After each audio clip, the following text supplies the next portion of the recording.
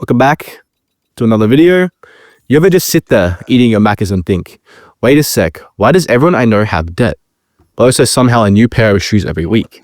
Welcome to 2025, where you can finance a $3 Wish item in 4 easy payments of 75 cents. I'm not even joking. That's a genuine thing. Bro, if you need a loan to pay for a $3 phone case, maybe capitalism has gone too far. And honestly, I wish I thought of this scheme, because whoever invented it, the buy now, pay later scheme, didn't make a company, they made the most polite scam ever created.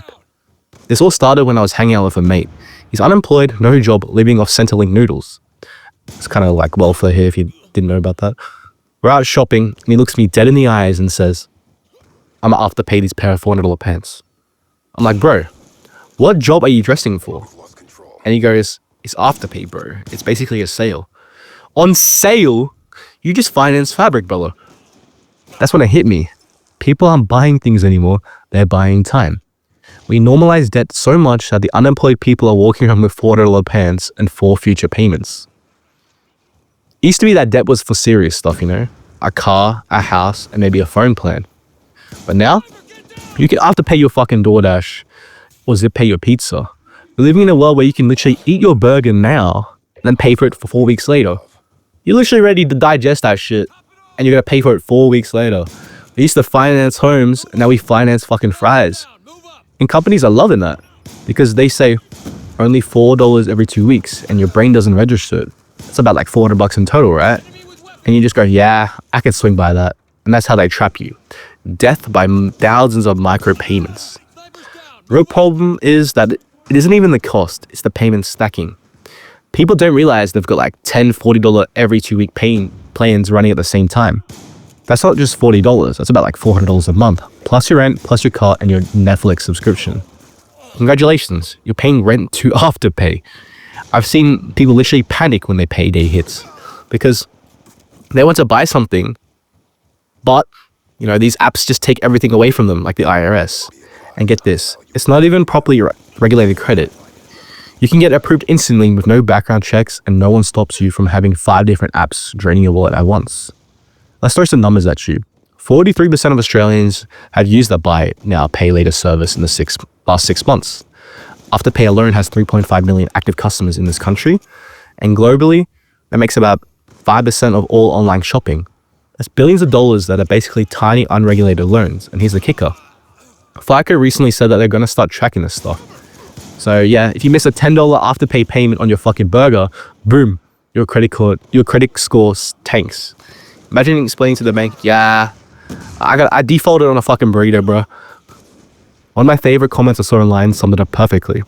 We speedran in reinventing credit cards without any hard-earned customer protections. Exactly. We literally rebuilt the credit card system, but worse. At least credit cards have fraud protection, payment grace periods, and cashbacks. With Afterpay, your only perk is getting yelled at by your future self. And there's another reply that actually kind of cracked me up in another video. Crypto people got rug pulled in like it was the 1920s all over again. People just reinvented the same scheme, but before regulators noticed. It's true though, humans will literally repackage the same idea, you give it a pastel logo and call it innovation. And honestly, I can't be that mad at it. It's genius. It's a perfect scam because we agreed to it. They're not tricking you, you're tricking yourself into tricking your future self is rich enough to handle the payment. You get the dopamine hit now and anxiety later. They're basically gamified debt. It's capitalism's version of battle passing. Except instead of unlocking skins, you're unlocking financial trauma. And you know what's even scarier? This stuff does actually affect your credit score now. Miss a few payments and it sticks around like an unpaid parking fine. We've officially reached a point where being late on a Kmart hoodie can ruin your chances at a home loan. People don't even realize that it's a loan. There's interest, there's late fees, and those add up. It's like taking out a payday loan just with better graphic design. It works because it doesn't feel like debt. There's no scary interest rate, no long contract, and just a cute button that says split payment. Afterpay is mint green and Klarna is pink. It's literally debt-free, disguised as self-care. But let's talk about that mint green for a second. You ever notice how green is always used for safety? Like the exit sign when the building's on fire or the last color you see before you pass out? Afterpay chose a similar color to that exact safety net.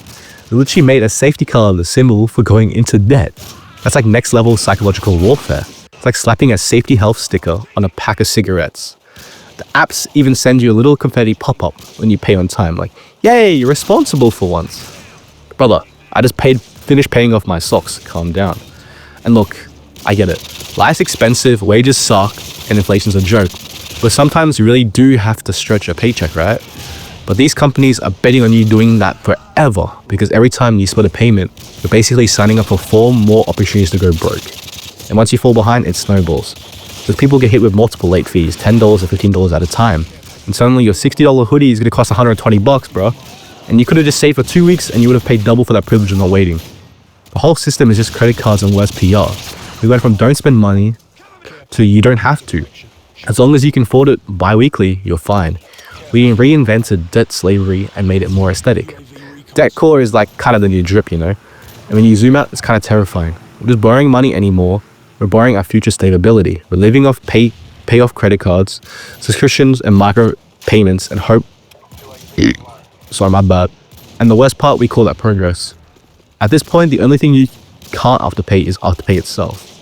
But give it a year, they'll figure it out. Technically, you could, is if you sign up for another app. I think I saw that my friend had, it was like called Before Pay or some shit.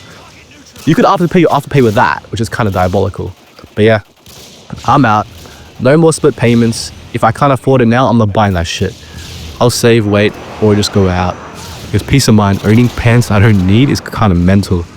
So yeah, that's the video for today, for this week. Let me know in the comments your most ridiculous buy now, pay later scheme purchase that you have done.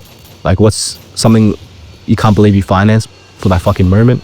Drop a like, subscribe if you're vibe with the kind of chaos. And remember, don't pay later for something you don't fucking need, brother. Because the only thing worse than being broke is being broke on a payment plan. Check out my socials in the description below. Peace.